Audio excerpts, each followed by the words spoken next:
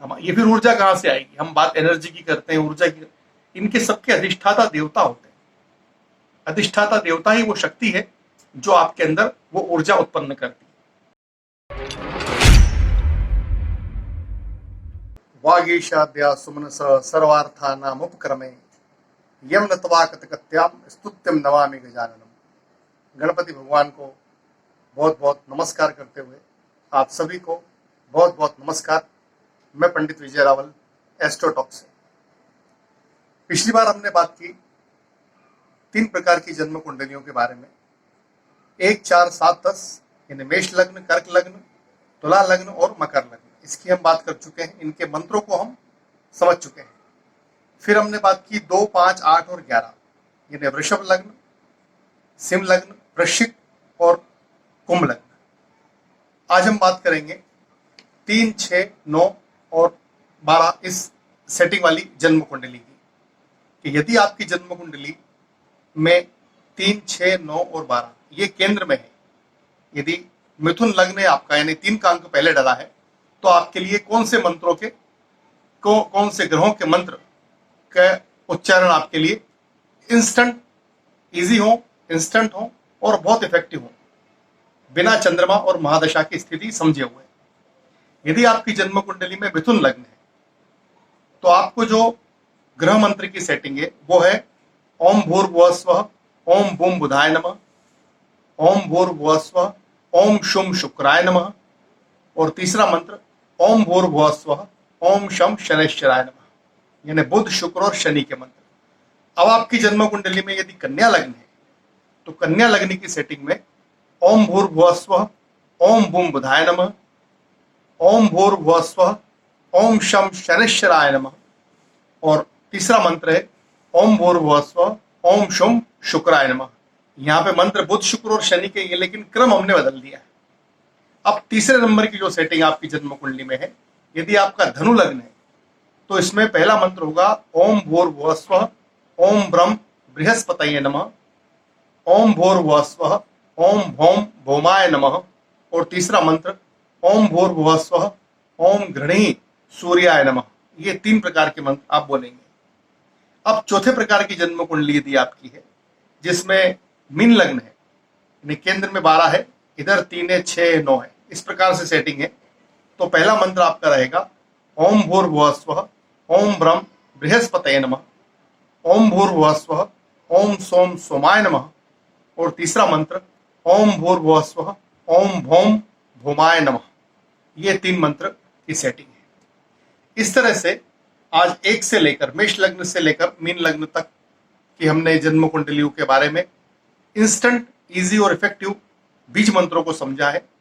इसमें यदि आपने पहले दिन के वीडियो में ये देख के समझ लिया है कि मंगल के लिए, बुध के लिए, गुरु के लिए या शुक्र के लिए कौन से बीज मंत्र हैं, ये आपको पता लग गया है, तो इसी क्रम में चौथे नंबर का मंत्र आप यदि महादशा का भी जोड़ देंगे साथ में, तो वो सोने पे सुहागे का काम करेगा। यदि आपके साथ में 3, 6, 9, 12 की कुंडली है जिसमें पहला मंत्र बुध का, फिर शुक्र का और शनि का करते हैं, और आपकी महादशा सूर्य की चल रही है, तो आप ओम भूर्भुवः स्वः ओम घृणी सूर्याय नमः भी कर सकते हैं। यदि इस प्रकार आपकी जन्म कुंडली धनु लग्न की है जिसमें 9 गुरु का मंत्र आपको करना है ओम भूर्भुवः स्वः ओम ब्रह्म बृहस्पतये नमः, ओम भूर्भुवः स्वः ओम भौम भौमाय नमः, और ओम भूर्भुवः स्वः ओम घृणी सूर्याय नमः, और आप पे महादशा चल रही है शनि ग्रह की, तो आप इसके साथ में चौथा मंत्र ओम भूर्भुवः स्वः ओम शम शनैश्चराय नमः का भी जोड़ सकते हैं। तो इस प्रकार से महादशा का मंत्र चौथे नंबर का एडिशनल आपको जोड़ने से जो इंस्टेंट लाभ मिल रहा है उसमें वृद्धि हो जाएगी। ये आपके लिए एक छोटा सा काम और बढ़ गया। अब इसी तारतम्य में एक और, ये मेरे पूरे 20-22 साल के पूजन अनुष्ठान के समय सभी यजमानों को लगभग इसको आज 4000 से 5000 से ज्यादा लोग कर रहे हैं, और वो बहुत आनंद में। एक और छोटा सा सीक्रेट, एक और छोटा सा काम करने के लिए बता देता हूं। अब ये आपने समझ लिया है लग्न की सेटिंग।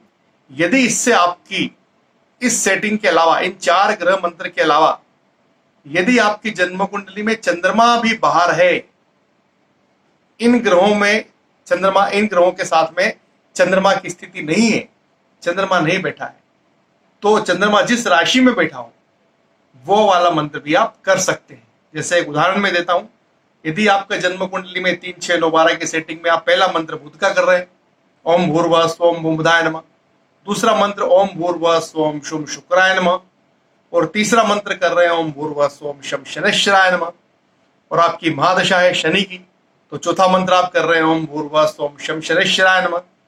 और इसी समय में आपके साथ में जो चंद्रमा बैठा है वो मेष राशि में बैठा है 1 नंबर पे, तो 5वां मंत्र आप ओम भूर्भुवः स्वः ओम भौम भौमाय नमः भी कर सकते हैं। इस प्रकार से ये 5 ग्रहों के, हो सकता है इसमें चंद्रमा कॉमन, चंद्रमा बीच में शुक्र की राशि में आ जाए या बुध की राशि में आ जाए तो करने की आवश्यकता नहीं है, लेकिन चंद्रमा यदि बाहर है, यदि आपने 5 ग्रह मंत्र, बीज मंत्र 11-11 बार प्रतिदिन कर लिए तो आप ये निश्चित माने कि इससे ज्यादा इंस्टेंट इफेक्टिव कुछ नहीं है। रत्न धारण करना, पूजन अनुष्ठान करना, स्वाध्याय करना, अपने जो पूजा पद्धति है आपकी, वो सब बहुत बढ़िया है, वो सब बहुत अच्छी है, लेकिन जो इंस्टेंट और इजी हमारे लिए हो सकता है वो जन्म कुंडली के आधार पे ये सबसे बढ़िया है, जो मेरा खुद का 20-22 साल का व्यक्तिगत अनुभव है जो मैंने आज आपसे शेयर किया है। इसके बाद में बहुत जल्दी मैं आपसे बात करूंगा आपकी जन्म कुंडली में तिथि का क्या महत्व है, आपकी जन्म कुंडली में 27 योग प्रकार के योग में से योगों का क्या महत्व है, आपकी जन्म कुंडली में जो नक्षत्र है उन जन्म नक्षत्र का क्या महत्व होता है, उनके संबंधित देवता, ये होता कैसे है, होगा कैसे, इसको पूरा साइंटिफिक है, इसमें हर चीज। एक बार जन्म कुंडली यदि बन गई है तो वो आपको ग्रह नक्षत्र की ऊर्जा से कनेक्ट कर देती है, और वो ऊर्जा कहां से आती है, हम ये फिर ऊर्जा कहां से आएगी, हम बात एनर्जी की करते हैं, ऊर्जा की, इनके सबके अधिष्ठाता देवता होते हैं। अधिष्ठाता देवता ही वो शक्ति है जो आपके अंदर वो ऊर्जा उत्पन्न करती है। तो हम तिथि का, नक्षत्र का और योग का, इन विषय के बारे में बात करेंगे अगली बार। तब तक बहुत बहुत धन्यवाद। Thank you very much. Stay blessed.